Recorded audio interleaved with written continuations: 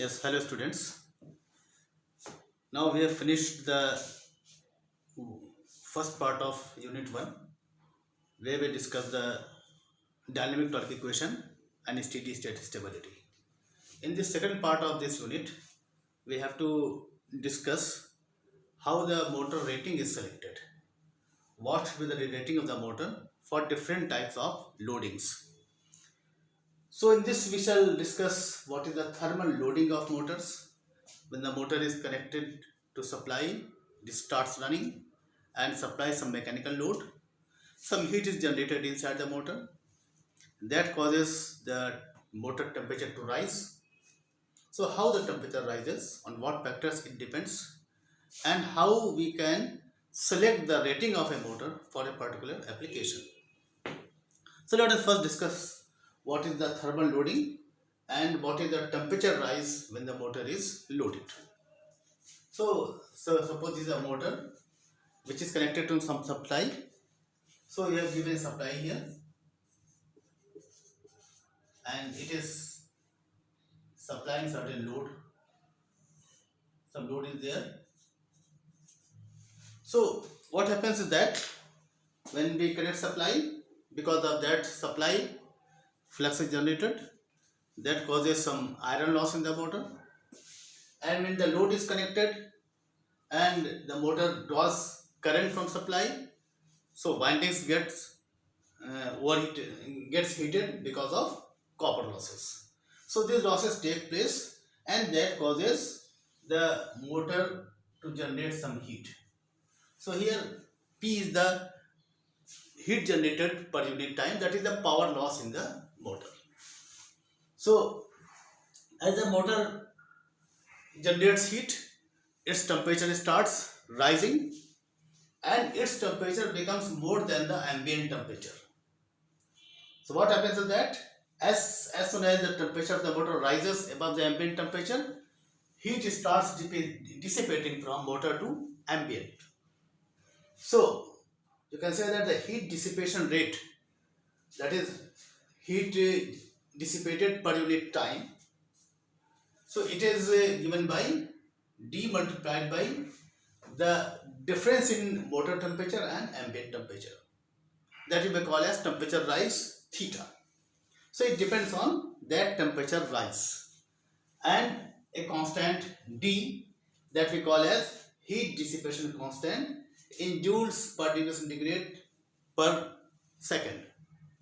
So the heat dissipation depends on the temperature rise of the motor, that is the temperature of the motor above the ambient temperature. So what happens? There are different situations. The heat generated is greater than the heat dissipated. Earlier in the beginning, as soon as we start loading the motor, the temperature of the motor is small, but heat generated is high, heat dissipation is very low. So in the beginning, P will be less than PD. Sorry, in the beginning, P will be more than PD, that is heat generated will be more than the heat dissipated, and what will happen that the temperature of the motor will rise and the heating of the motor takes place. And suppose after you have run the motor for some time, motor has attained certain temperature rise, and then you have disconnected the load. That is, the power loss is reduced. Then what will happen? That heat dissipation is higher, but the motor is generating less heat now. So P will be less than PD. In this case, the temperature of the motor will start decreasing. Heat dissipation is high, heat generated is less, so the temperature of the motor will decrease, and you can say that cooling of the motor takes place. And what happens in a steady state, when you have loaded the motor and gradually the heat is developed and the heat dissipated increases, this heat generated is constant. One stage will come when heat produced is equal to heat dissipated, and thereafter the temperature of the motor will become constant. The total heat generated is equal to total heat dissipated, and this you can say the stability is reached, and that temperature we call as steady state temperature rise, theta m. So let us find out what is the expression of the steady state temperature rise. Now let us say that heat generated in time interval dt. Let us take a small time interval dt. So in this case, the heat generated in time dt will be equal to power loss multiplied by dt. So power loss in joules per second. So this will be in joules. Similarly, heat dissipated will be equal to PD, rate of heat dissipation, multiplied by the time dt. If you put the value in terms of d and theta, HD will be equal to d theta into dt. So this is our equation number 2. Now what is the heat absorbed by the machine? Heat absorbed can be written as your familiar equation ms theta. You might have studied in your 10th or 11th classes, that heat absorbed by any material, any object, is mass multiplied by specific heat multiplied by change in temperature during the time. So here HA is equal to M, mass of the motor, S is the specific heat of the motor material in joules per kg per degree centigrade, and this d theta is the temperature rise. So this you can write as HA is equal to C into d theta. C is another constant which is mass multiplied by specific heat, and this is nothing but the thermal capacity of the motor.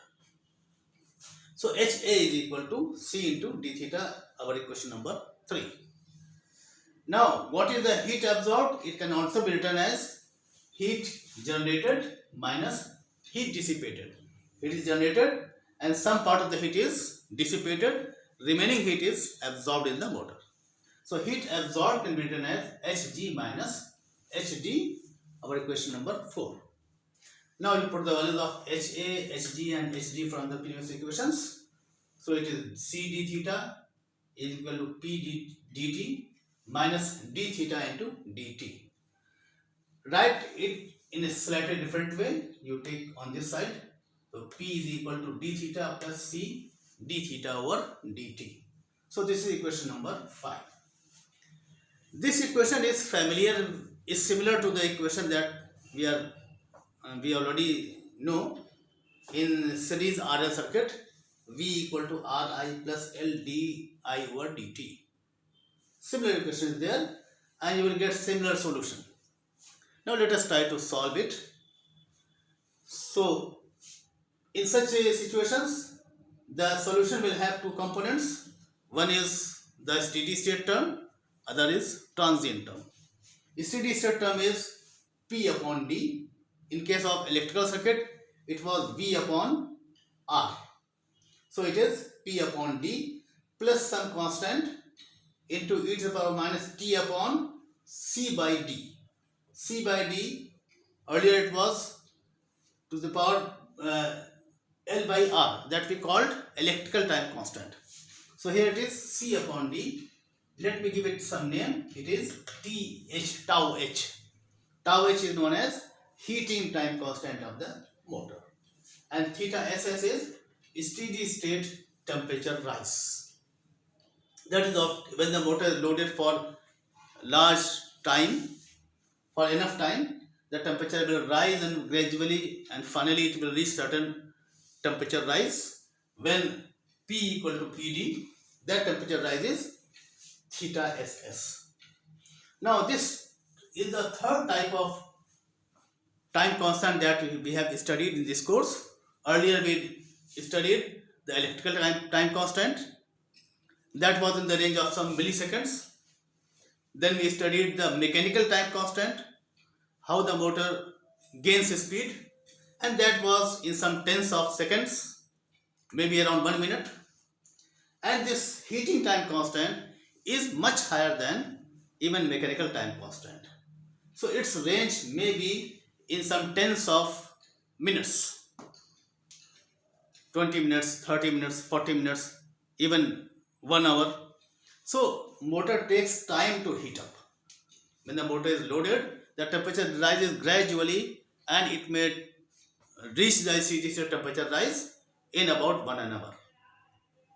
So this is the third type of time constant, that is the thermal time constant of the motor, or you may call as heating time constant of the motor. When cooling takes place, we have another time constant that we may call as cooling time constant. So this is the solution where k is some unknown constant. Its value can be determined by knowing the boundary condition. That is, if at t equal to 0, when at the starting the temperature was theta equal to theta 1, it may be possible that the motor is started earlier, supply is connected, and after some time the load is connected. So when the motor is started, it is not loaded, copper losses are negligible, only iron losses take place, and because of the iron losses, the temperature of the motor will rise and it reaches the steady state value of say theta 1, and then we have put the load on the motor. So in that case, at t equal to 0, theta will be equal to theta 1. You must remember that theta is the temperature rise. It is not the actual temperature of the motor. It is the temperature of the motor above the ambient temperature that you can see from here. Theta is theta m minus theta a. Motor temperature minus the ambient temperature. So at t equal to 0, theta equal to theta 1, you put the value here. So theta 1 is equal to theta ss plus k into 1. This means that k is equal to theta 1 minus theta ss, our equation number 7. Now you put the value of k from 7 in equation 6. So theta equal to theta ss plus theta 1 minus theta ss e to the power minus t upon tau h. This again you can rearrange, and theta will be equal to theta ss 1 minus e to the power minus t upon tau h plus theta 1 e to the power minus t upon tau h, the final equation for temperature rise, equation number 8. Now if t equal to 0, if theta 1 is equal to 0, that is, we have started the motor when the motor was at the ambient temperature, and we have started the motor and put the load on the motor immediately. In that case, theta 1 will be equal to 0, that is, initial temperature rise is 0, or the motor temperature was equal to ambient temperature. In that case, theta 1 will be 0, and you will get the equation theta equal to theta ss 1 minus e to the power minus t upon tau h. So if you plot it with time, it will somewhat like this. It will gradually rise to reach the steady state temperature rise. This time in which the temperature becomes equal to theta ss may be in the range of say 40 or 60 minutes like this. It is not in seconds, it is in some minutes. 40 to 60 minutes you may call it. And when the initial temperature rise was 0, then this will be the curve for steady state, for the temperature rise of the motor. Now what is the effect of time constant? If time constant is higher, motor will take longer time to reach the steady state. If time constant is less, it will take shorter time to reach the steady state. So this curve shows the different temperature rise of the machine for different values of time constant. And time constant depends of course on these two constant of the motor. So for one particular motor, this will be a constant. So this is what happens during the heating of the motor. Now what happens when the load is disconnected? The motor will cool down to ambient temperature. So what happens during this we shall discuss just now.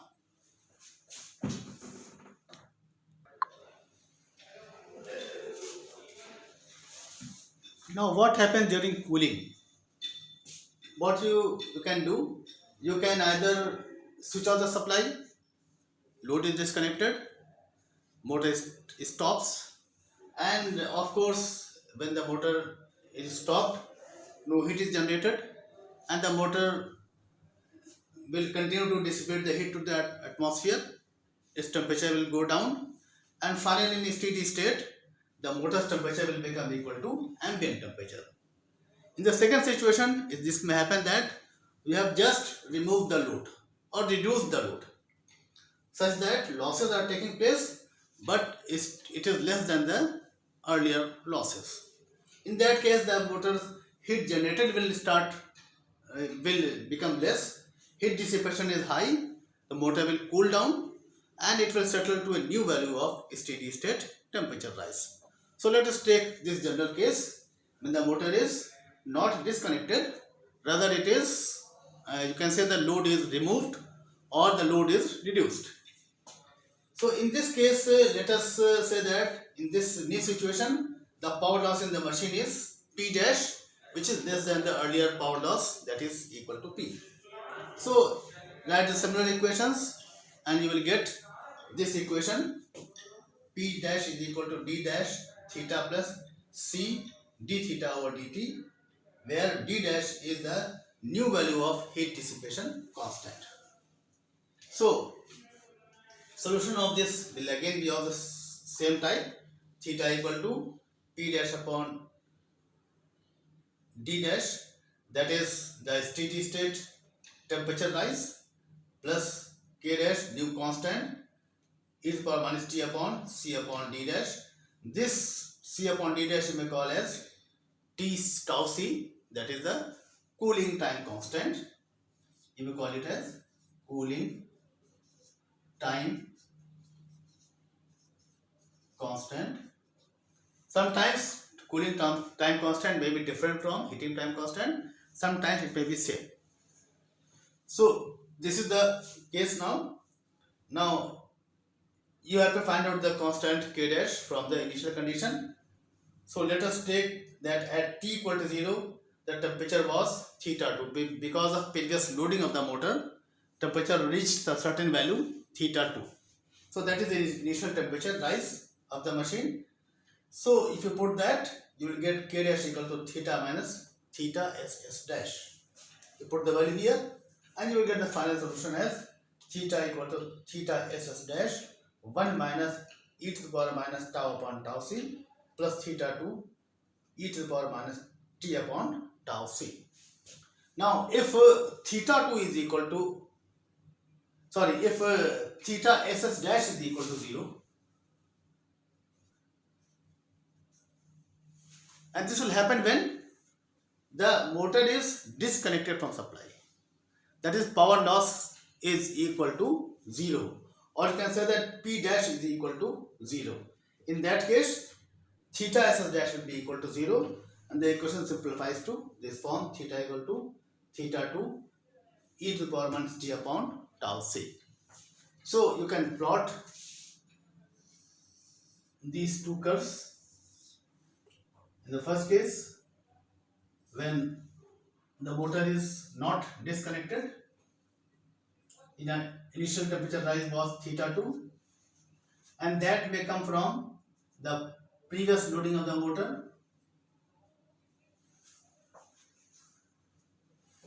and you have reduced the load at this instant of time. Either you have removed the load but the motor is connected to the supply.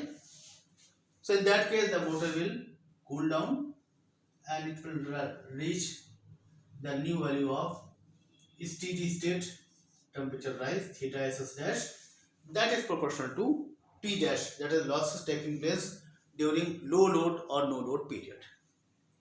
On the other hand, if the load is removed and the motor is switched off, in that case the motor will cool down to 0 temperature rise during steady state condition. So these are the two cases as per the two equations that we have arrived earlier. So in that way the motor cools down to a new value of temperature rise.